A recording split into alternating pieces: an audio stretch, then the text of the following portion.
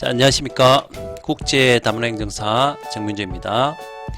자, 이번 시간에는 지난 시간에 이어서 결혼 이민자의 영주권 신청할 때 그 영주권 신청 요건의 그 완화 그리고 영주권 신청 요건의 면제에 대해서 살펴보도록 하겠습니다.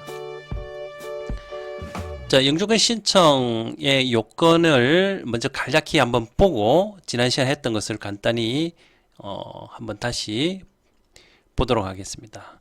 자, 결혼 이민자의 영주권 신청 요건, 정상적인 혼인 생활 할 것, 그리고 2년 이상 국내 체류할 것, 그리고 품행이 단정할 것, 그리고 생계를 유지할 능력이 있을 것. 자, 그리고 마지막으로 기본 소양이 있을 것. 자, 요것이 영주권 신청의 그 요건이었죠. 자, 그러면 이번 시간에는 영주권 신청의 그 이 요건을 좀 완화하는 경우, 그리고 면제하는 경우를 한번 살펴보도록 하겠습니다. 자, 먼저 생계 유지 능력 요건을 완화하고 면제하는 경우입니다. 먼저 20% 범위 내에서 기준 금액을 완화하는데요.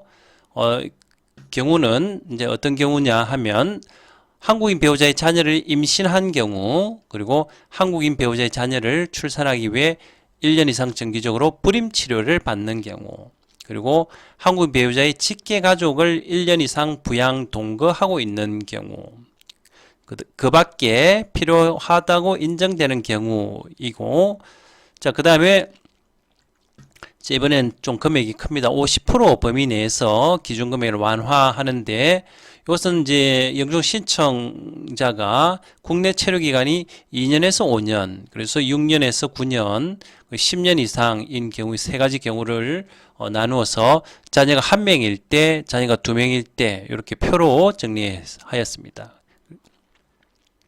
자, 그래서 예를 들어 영주권 신청자가 10년 이상 국내 체류하고 만약 자녀가 2명 있다. 그러면 기준 금액의 50%를 이제 경감하게 되겠습니다.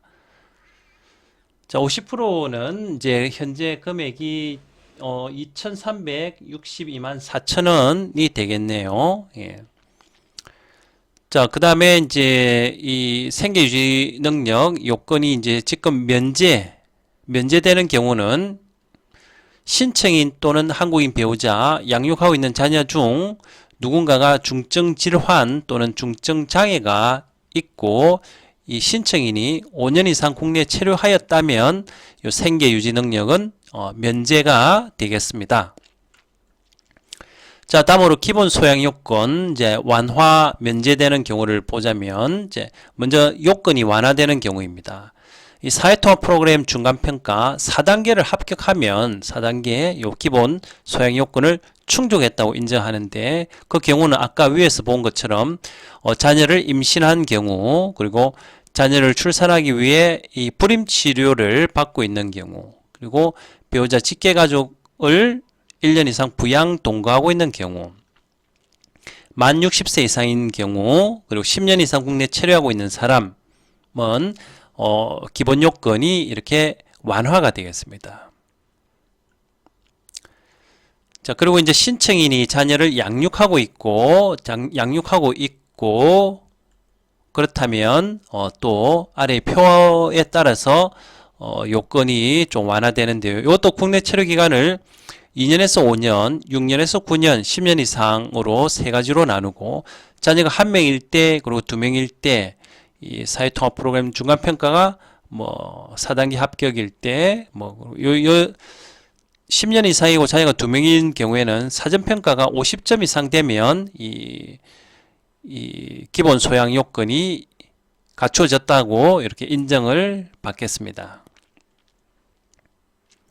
또한 마찬가지로 신청인 한국인 배우자 또는 양육하고 있는 자녀 중 중증 질환 또는 중증 장애가 있고 이 신청인이 5년 이상 국내 체류하고 있다면 이 기본 소양 요건이 이 직권으로 면제가 가능하겠습니다.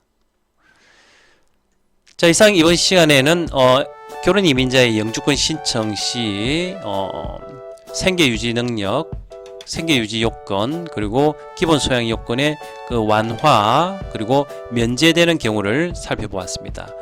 영상 내용에 대해 상담을 원하시면 여기 카톡, 그리고 전화번호 010-6283-3318로 문의를 주시면 되겠습니다.